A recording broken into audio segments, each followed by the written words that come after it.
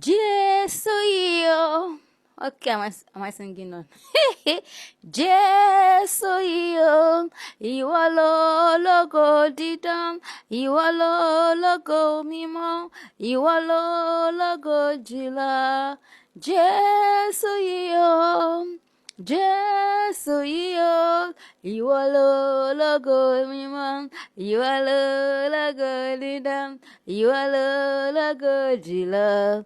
Ọ̀rọ̀ ẹ̀ka hallelujah, tọ́nà, ọba tí kò jẹ́ kí àdókù ògo, ọ̀pọ̀ àwọn ọmọ tẹ̀bí tara ògo. This is festive season here. Good morning, happy Sunday, happy festive season. I feel like a church girl. How are we doing today? Yeah, today we're talking about forgiveness. At times when I reminisce, when I meditate, the most annoying thing to me, the most, at the end of the day, kind of disdain for me is that you still have to forgive. It's not funny. There's this slang that we have developed that daddy instituted in the family that we just picked. It is well. When you're talking and you're trying to curb some emotions, or you're trying to caution yourself from rising in some form of emotions, and you don't just want to sin, you just hear, it is well. It is well. It is well. And it has suppressed so many things that we're supposed to talk about. I can really feel the mixture of the emotions right now as I'm talking. We just say it is well. And I just said before I started this video, that is not well. This kind of lifestyle is not well. Because painful is not the word. It's not describing the way I really want to portray it. It's not funny. It's not reasonable. It's not fair. That you end up still having to accept, acknowledge that you still have to forgive. But yeah, Jesus is the reason for the season. Nobody can carry me about again for any injection rounds, treatment rounds. The person that used to do that is gone. So I can't afford to harbor any unforgiveness. I can't afford, because when you learn, you read, you learn more, you notice that even the sickness that all these emotions are harboring, are attracting, is more detrimental to normal physical stress life, like daily life and all that. So please, if not for any other reason, for your health, yes, boundaries necessary, please. I am a staunch preacher of that. Discard, cut off, whichever one to the bush, whichever one to do to the desert, whichever one, delete, block, whichever way you want to start it. It is valid. I can't say one is wrong or one is right. Everyone has the right to their reaction to whatever is happening to them. Remember, yeah, okay, I've not posted that. Particular date, 27th of December, thereabouts. What I'm talking about is trauma. So everybody has their right to the response. They respond to the kind of events happening to them, that is trauma. But my declaration for this Sunday is, I didn't even plan to make it this long. I forgive daily. I let go daily. I make myself important daily.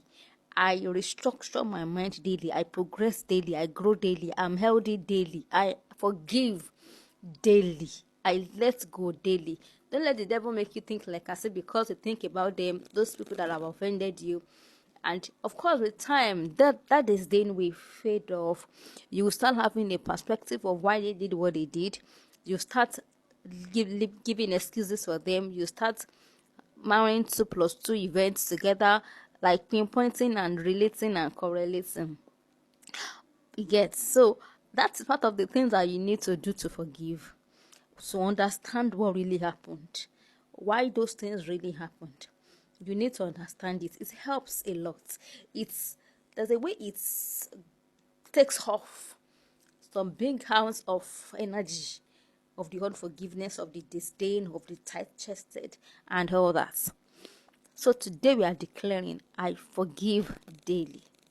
I forgive daily. If the devil makes you think that because you remember them, that is why you are not forgiving, is a lie. Is a lie. Remembrance is not a proof that you have not forgiven. When you remember, when you are able to remember it gradually and it's not giving the staunch 100% kind of disdain and hatred it really started with. Now, when it comes to my mind unconsciously, I just smile, run down through like a course, like CORUSE, like a course, a scheme of work of how we started and where I am. I'll quickly brush through it and let the devil know that I have forgiven them. If it was 100, at least it is now maybe 90%, for example, 80%. It heals you.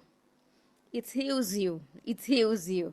Whatever you are, the fact that Moses passed through Egypt was a proof that he was still going back to Egypt to deliver God's people. So when you pass through that looked like they were maltreating you, that you don't mind mentioning their names and all that, you are going, not really going back, not really going back there per se, literally, but you could be able to help people that have passed through such. You can be the forerunner of the kind of group that have passed through such. And listen, the fact that you are the forerunner or you are the one that is coming out does not mean that you were the first person to hear the call. You are fortunate that you were the one that answered the call. The work is plenty, laborers are few. We still need more people. I can't do everything. You get the gist. So, and you might be the forerunner, does not mean that you have the best story or the worst story. That is it. So know this. I I forgive daily. I forgive daily. I forgive Lagbaja, I forgive you daily. When it comes again, I forgive daily. Let that be part of your healing mantra. It will help you to clear your head, to understand what really went wrong, what they went through to that made them do what they did. And everybody has their responsibility to work on themselves. You are not to help you are not to carry or maybe relate with the version of them that has not been refined, that has not been transformed. If they have not seen that is what they did, if they've not been able to see what they did as what they did, it is not your business, it's not your edict, it is not your cross to bear. Is that clear? Happy Sunday once again.